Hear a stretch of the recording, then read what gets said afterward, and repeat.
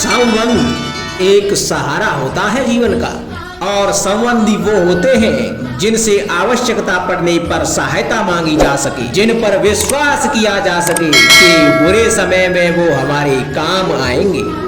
कभी ऐसा भी हुआ होगा कि आपके पास कोई सहायता मांगने के लिए आया होगा, या ऐसा भी हो सकता है कि आप किसी के पास सहायता मांगने के लिए गए हों, परंतु प्रश्न यह उठता है कि किसी के मंतव्य में उसकी सहायता इसलिए कर देनी चाहिए क्योंकि वो आपका संबंधी है।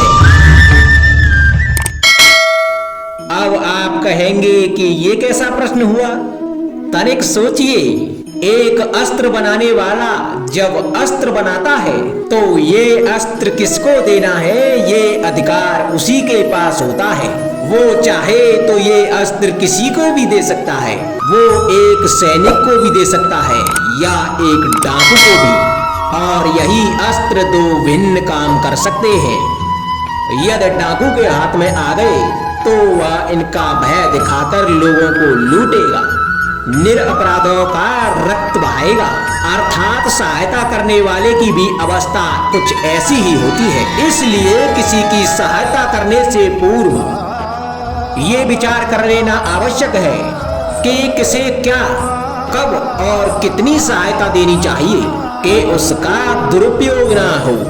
यदि आपकी सहायता से कोई अधर्म हुआ तो उसके उत्तरदायी आप ही होंगे। जीवन में कई बार ऐसे अवसर भी आते हैं कि आप लोगों से मिलने जाते हैं और उनसे कुछ आकांक्षाएं भी रखते हैं, और कई बार जीवन में ऐसे अवसर भी आते हैं कि लोग आपसे मिलने आते हैं। इसलिए अतिथियों का सम्मान करने से पूर्व सदा कुछ बातों को स्मरण रखना आवश्यक होता है। यदि कोई आपसे मिलने आ सकता है तो उसके 3 कारण हो सकते हैं। पहला कारण होता है भाव, दूसरा अभाव और तीसरा प्रभाव। तो जैसा अतिथि उसको वैसा ही सम्मान दें। यदि आपके पास कोई भाव से आया तो उसे केवल आपका प्रेम चाहिए, आपका सानिध्य चाहिए, और यदि कोई अभाव में आया तो उसकी उतनी सहायता अवश्य करें कि जितनी आप करने में सक्षम हो, परंतु उतनी भी ना करें कि वो आपकी सहायता का दुरुपयोग कर बैठे। और यदि कोई प्रभाव में आया तो स्वयं पर अभिमान ना करें, क्योंकि जीवन में कभी ना कभी आप भी भाव अभाव प्रभाव के चक्रव्यूह में फंस सकते हैं।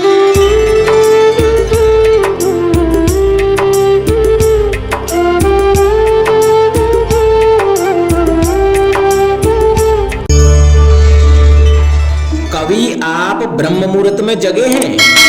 जग कर देखिए, संध्या होने के पश्चात जब रात्रि का अंधकार सारे संसार को धीरे धीरे अपने अंधकार में निगलने लगता है, तो यही अंधकार ब्रह्म मुहूर्त में भोर होने से ठीक पूर्व तनिक अधिक काला हो जाता है। कुछ समझे, हमारा जीवन भी कुछ ऐसा ही होता है। जब हमारे जीवन की समस्याएं कठिनाई अपने अंत पर होती हैं, तो यही समस्याएं कठिनाई एक भीषण रूप लेकर हमारे समक्ष खड़ी हो जाती हैं, और ऐसी परिस्थितियों में अधिकतर लोग हार मान जाते हैं, भय खा जाते हैं। परंतु ऐसी स्थिति में आप हार ना माने, भय ना खाएं, दृढ़ रहें, निरंतर आगे बढ़ते रहें, तो प्रकाश के रूप में हमारा स्वागत करने के लिए सूर्य उदय सदा हमारे समक्ष प्रस्तुत रहेगा। आपने बरगद के वृक्ष को देखा है? जितना विशाल उतना दृढ़।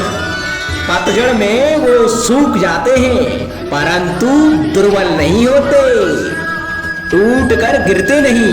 और उसके विपरीत दलदल में उपजे वृक्षों को देखें, वो दिखने में तो हरे भरे होते हैं परंतु इतने दुर्बल होते हैं कि जल धारा के हल्के से वेग से वो गिर जाते हैं।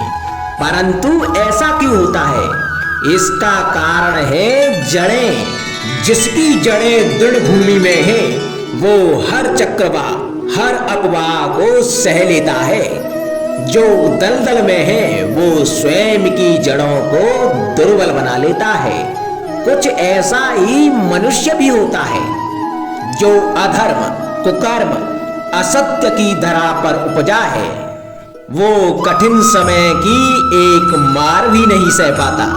और जो मनुष्य सत्य और धर्म की धरा पर उपजा है वो हर समस्या से जूझ कर आगे निकल जाता है और सफल हो जाता है। अब आप पर निर्भर करता है कि आप क्या बनना चाहते हैं। हमारे जीवन में मित्र और शत्रु बड़ा ही महत्व रखते हैं।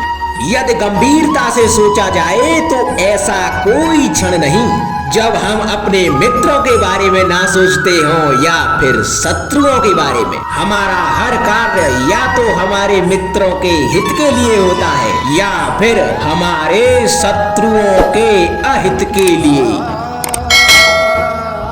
हम हर स्थान या तो अपने मित्रों के साथ होते हैं या फिर अपने शत्रुओं के साथ। कोई नहीं चाहता कि उनका शत्रु प्रसन्न रहे। संसार में हर कोई अपने शत्रु को नष्ट कर देना चाहता है और ऐसा करने के लिए वो हर संभव प्रयास करता है। उसे आर्थिक, मानसिक और शारीरिक हानि पहुंचाने का प्रयास करता है।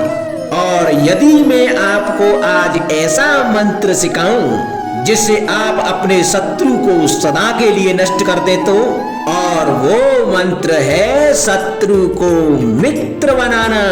अपने सभी शत्रुओं को अपना मित्र बना लीजिए और आपके सारे शत्रु स्वतः ही समाप्त हो जाएंगे। राधे राधे।